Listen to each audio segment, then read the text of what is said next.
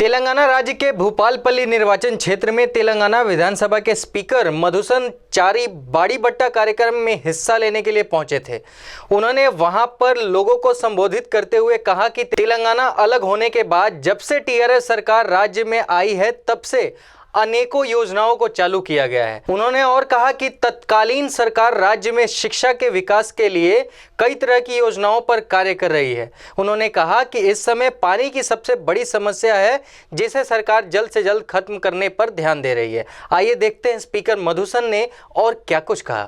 పాలకులు నీళ్ళు ఇచ్చినామని చెప్పింది రాజకీయం కాదు, కానీ ఈరోజు కూడా తెలంగాణలోని అనేక పల్లెలు నీటి కోసం ఇబ్బంది పడుతున్నటువంటి పరిస్థితి మనకు తెలుసు.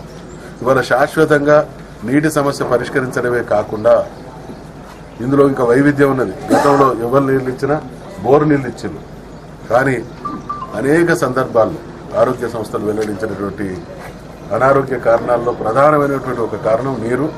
అది కూడా భూగర్భ జలాన్ని విపరీతంగా తాగడం వల్ల నల్గొండ లాంటి జిల్లాలలో, శ్రీకాకుళం లాంటి జిల్లాలలో, ప్రకాశం లాంటి జిల్లాలలో భూగర్భ జలాన్ని వాడడం వల్ల ఫ్లోరైడ్ ఇతరత్ర అనేక రకాల జబ్బులు మొత్తం జిల్లాలు పడ్డటువంటి పరిస్థితి కొనసాగింది.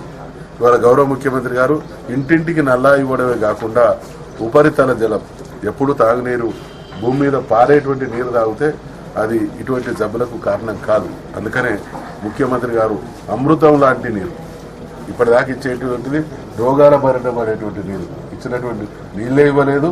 ఇచ్చినటువంటి నీళ్లు కూడా రోగాలమయమైనటువంటి నీళ్ళని ఇచ్చింది. కానీ ఈరోజు ఇంటింటికి నల్లా ఇవ్వడమే కాకుండా అమృతం లాంటి సర్ఫేస్ వాటర్